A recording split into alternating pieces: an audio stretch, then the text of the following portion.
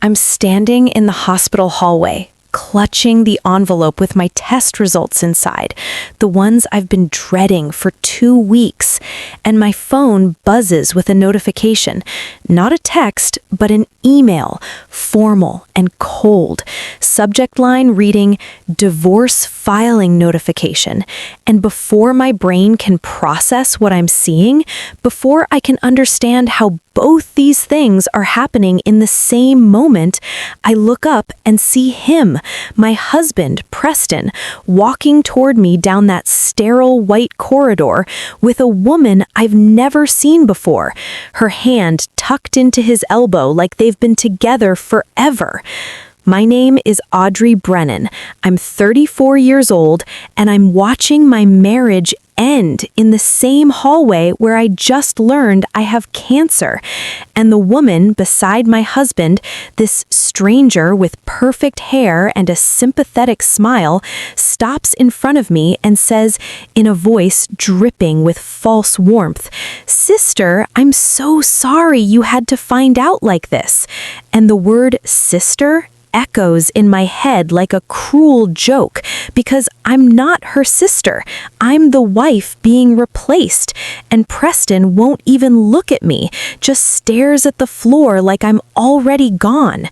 I follow him to the parking lot, my legs moving on autopilot while my mind tries to catch up, and I finally find my voice, ask him what's happening, why he filed for divorce today of all days, and he doesn't deny the affair, doesn't apologize, doesn't even ask about the envelope I'm still clutching. He just says in that flat tone he uses when he's made up his mind about something, "I'm done waiting, Audrey. I'm done pretending everything's fine when it's not." And I realize he's not talking about our marriage problems. He's talking about my health, about the uncertainty, about the possibility that I might be sick. I ask him directly, "Did you know about my appointment today? Did you know I was getting my results?" And the way he looks away, the way his jaw tightens, tells me everything. He knew. He planned this. He filed for divorce on the day I'd be most vulnerable.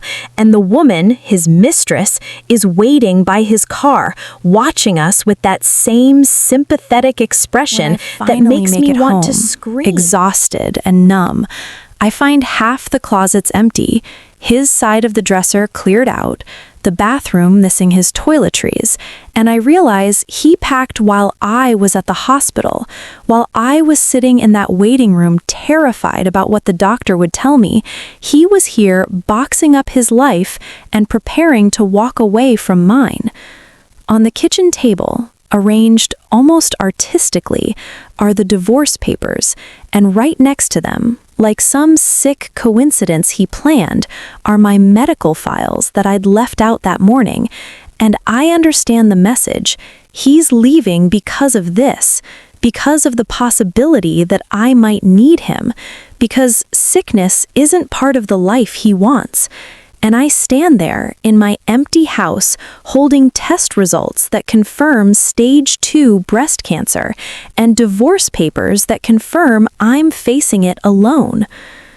She calls me 2 days later, the mistress whose name I now know is Paige, and her voice is sweet and concerned as she tells me she hopes I'm taking care of myself, that she knows this must be hard, that she wants us to be family now, sisters in a way, supporting each other through this transition.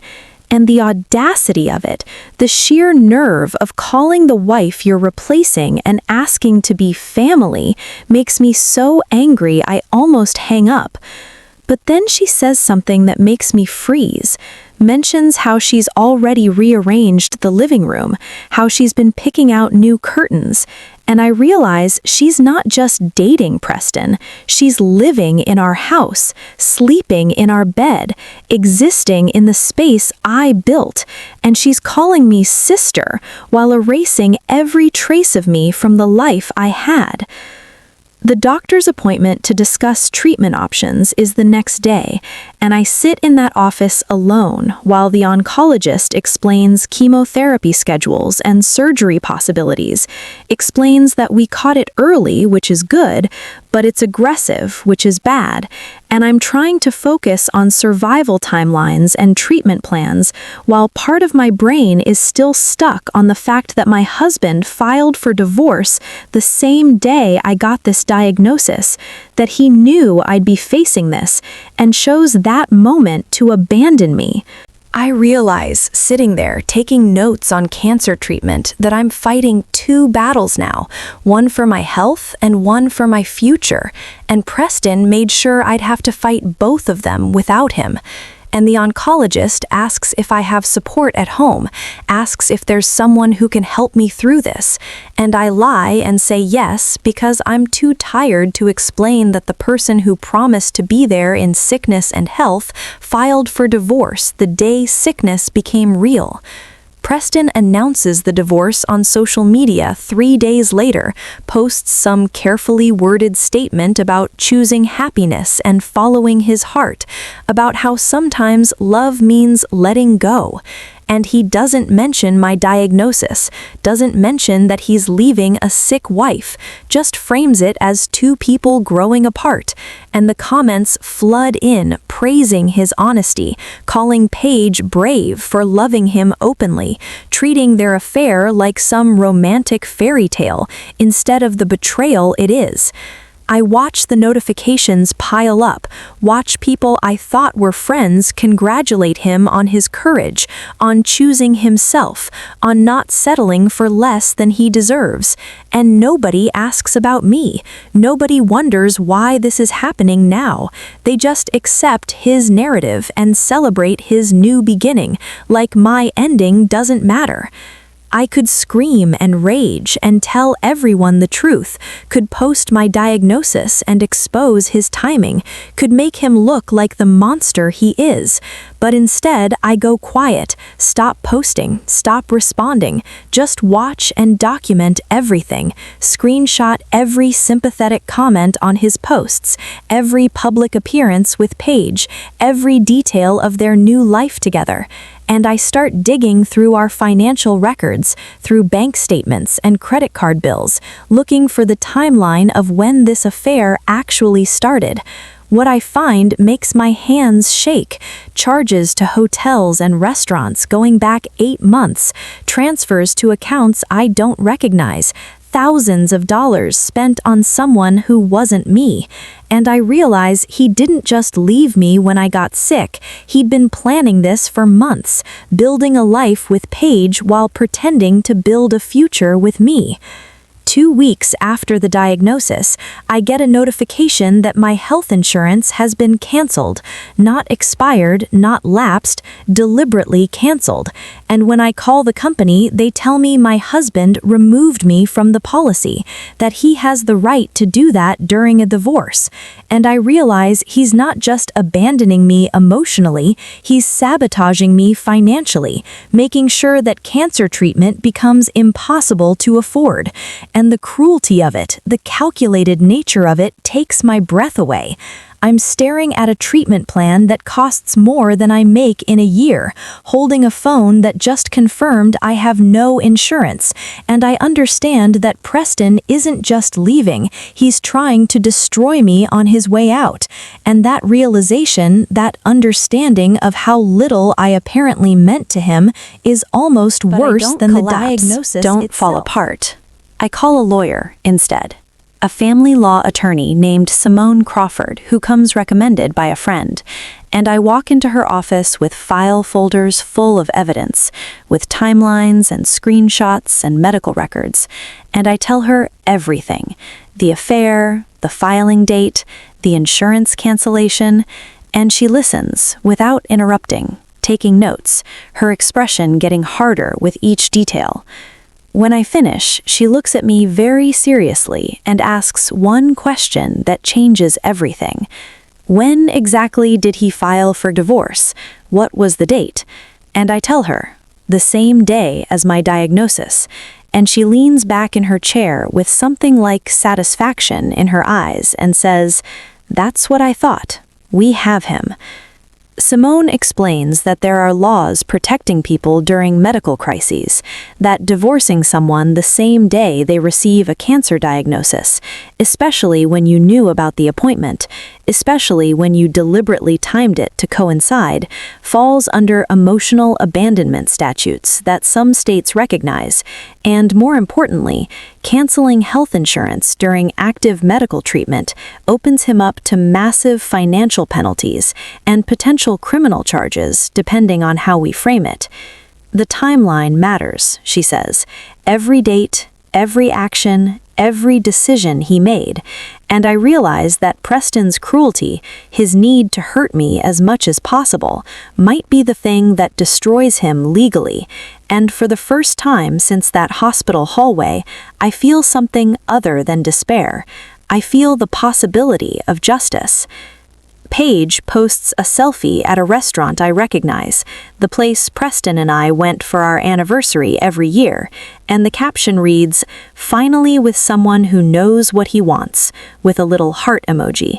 And in the comments, someone asks about me, about the ex-wife, and Paige responds publicly, "Some people can't handle when their partner chooses happiness over obligation, especially when they're using illness to manipulate." And I screenshot it immediately, send it to Simone, watch the evidence pile grow. She's bragging about winning a man from his sick wife, mocking my cancer like it's a ploy for attention, and she's doing it publicly, carelessly, not realizing that every word she types is building a case against both of them. Preston's mother, Diane, calls me, her voice shaking with either anger or tears, and she says she didn't know, says Preston told her we'd grown apart, but never mentioned my diagnosis, never mentioned the timing, and when she confronted him about it, he tried to downplay it, tried to say I was exaggerating, that it wasn't as serious as I claimed, and she didn't believe him, looked up my social media, talked to mutual friends, pieced together the truth he'd hidden, and now she's calling to apologize, to say she's horrified, that she didn't raise him to be this person. She asks if there's anything she can do, any way she can help, and I tell her the truth helps. Her knowing helps. Her not accepting his version of events helps. And she promises to testify if needed, to tell the court exactly when she learned what, to prove he lied to his own family about abandoning his sick wife. Chemotherapy starts on a Tuesday, and I sit in that chair with poison dripping into my veins, making me sick to save my life. And instead of feeling sorry for myself, I use the time to organize evidence, to review financial statements, to prepare for court. And the other patients stare at me typing on my laptop between nausea waves, and one woman asks what I'm working on that's so important, and I tell her the truth. I'm building a case against the man who left me the day I got diagnosed, and she nods like she understands, like maybe she's been there too. Between hospital visits, I compile everything, every receipt, every message, every public post from Paige mocking my illness, and I realize that Preston's abandonment gave me something unexpected, clarity, the absolute certainty that I'm better off fighting this battle alone than fighting it beside someone who saw me as a burden. The financial discovery reveals what I suspected. Marital funds paid for the affair. Thousands of dollars from our joint accounts went to hotels where Preston met Paige, went to gifts he bought her, went to maintaining the relationship he was building while still married to me. And Simone explains that this constitutes financial infidelity, that he used my money to fund his betrayal, and every dollar he spent on Paige is a dollar he owes me in the divorce. The lifestyle Paige been showing off on social media, the fancy dinners and weekend trips, all of it was funded by my marriage, by money I earned and saved. And she didn't know, probably thought Preston was wealthy on his own, probably never realized she was living off the wife she was mocking. Paige calls me again, and this time the sweetness is gone, replaced by nervousness, and she asks what I'm planning, says she's heard I hired a lawyer, says Preston's been stressed and angry, and she wants to know if I'm planning something vindictive, and I almost laugh at the word vindictive, like wanting fair treatment after being abandoned during cancer is somehow cruel, like defending myself is an attack on them. I tell her very calmly that I'm simply ensuring my rights are protected, that I'm making sure the divorce is handled legally and fairly, and she says I should just let him go, should move on, should stop causing problems. And I realize she's scared, realizes maybe that the fun affair is becoming complicated reality, and I hang up without explaining that she should be scared, that what they did has consequences. And I walk into that courtroom with Simone beside me, with my medical records, with financial statements, with screenshots of every cruel post and comment, and Preston sits across the aisle, looking confident, looking like he believes his lawyer's assurances that this is just a formality, that divorce is simple when both parties want out. But he doesn't realize I'm not both parties wanting out. I'm one party who was pushed. Simone begins presenting evidence, starts with the timeline, shows the filing date, shows my diagnosis date, shows Preston's calendar proving he knew about my appointment, and I watch his lawyer's expression change, watch confidence become concern, and the judge leans forward, starts paying closer attention. The judge, an older woman named Holland, looks at Preston with something like disgust when Simone finishes explaining the timeline, and she asks him directly, "Mr. Brennan, did you know your wife was receiving cancer test results the day you filed for divorce?" And he tries to minimize it, says he didn't think about the timing, says it was just coincidence, and Judge Holland cuts him off, says the court finds that incredibly difficult to believe given the documented evidence of your awareness, and I watch him realize he's losing control of the narrative. His lawyer tries to object, tries to say that marital problems existed before the diagnosis, that the timing was unfortunate but not malicious, and Simone presents the financial records, shows the affair spending, shows that Preston started planning his exit months before my health crisis, that this wasn't about problems in the marriage, it was about him choosing comfort over commitment.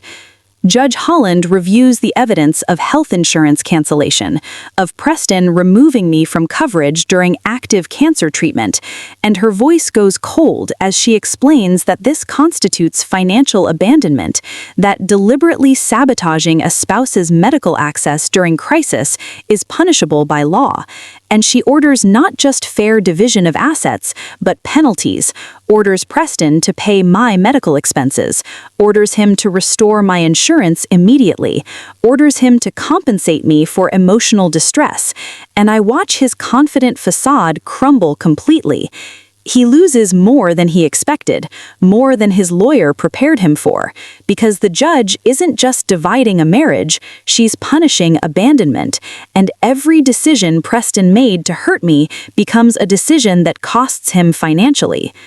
Simone presents Paige's social media posts, the ones mocking my illness, the ones bragging about winning, the ones calling me manipulative for having cancer, and they're entered into court record, and Judge Holland reads them aloud, her voice getting sharper with each cruel word, and she looks at Preston and says, "These messages from your paramour display a shocking lack of empathy and basic human decency, and the court notes that you apparently shared private medical information about your wife with this woman, which may constitute additional violations."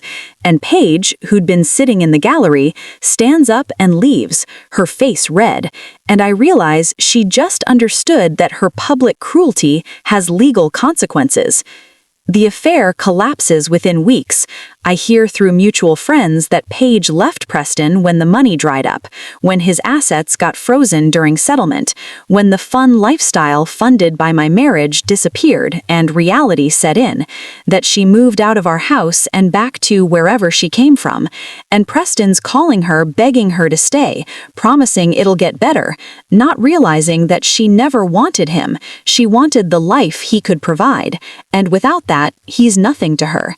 The man who abandoned his sick wife gets abandoned by the woman he abandoned her for, and there's a poetry to it, even if it doesn't undo the harm he caused.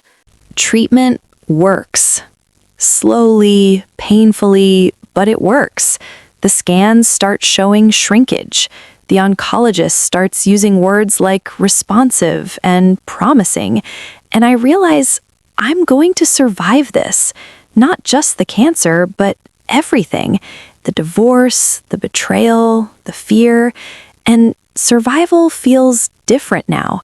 Feels less like just living and more like actually being alive, being present, being grateful for every morning I wake up and get to fight another day. Hope returns in small ways, in the ability to eat without nausea, in the morning I wake up without immediate dread, in the moment I look in the mirror and recognize myself again. And I understand that healing isn't linear, but it's happening. Preston calls me 6 months after the divorce is finalized, his voice small and uncertain, and he says he's sorry, says he panicked when I got diagnosed, says he couldn't handle the fear of losing me, so he left first, says he made a terrible mistake and wants to know if there's any chance we could talk, could maybe work toward forgiveness. And I listen to his apology, this apology that comes now when I no longer need it, and I realize I feel nothing. Not anger, not satisfaction, just profound indifference. I tell him very calmly that I hope he figures himself out, that I hope he becomes someone who doesn't abandon people when they're vulnerable, but that I'm not interested in being part of that journey, that he made his choice and I've made mine. And his silence on the other end tells me he expected something different, expected me to still be broken and waiting.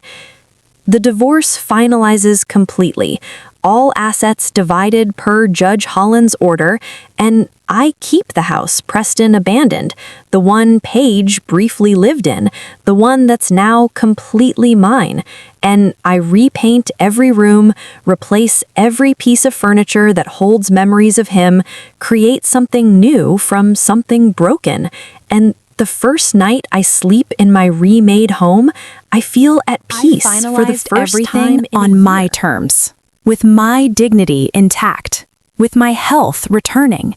And I realized that Preston wanted me to be destroyed by his leaving, wanted me to prove that I needed him, and instead, I proved I never did. Months later, I'm cancer-free. The scans are clear. The treatment worked, and I'm stronger than I was before, not just physically, but in every way that matters.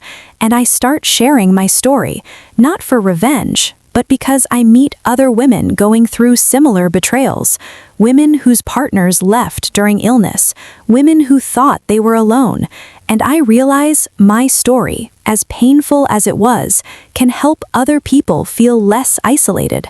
I'm independent now, truly independent, not because I chose to be, but because I had to be, and that forced independence became freedom.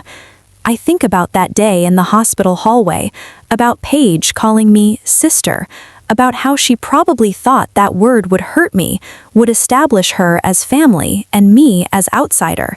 But looking back now, I understand that she gave me a gift without meaning to. She showed me exactly who Preston was, showed me that he surrounded himself with people who saw vulnerability as weakness, who mocked suffering, who measured worth by convenience. Preston thought sickness made me weak, thought a cancer diagnosis made me less valuable, someone he could discard without consequence. But it taught me exactly who I was without him, taught me that my worth wasn't tied to his approval or his presence, that I could survive the worst thing I'd ever faced and come out stronger. And that's something he'll never understand, that the day he tried to break me was the day I started becoming whole.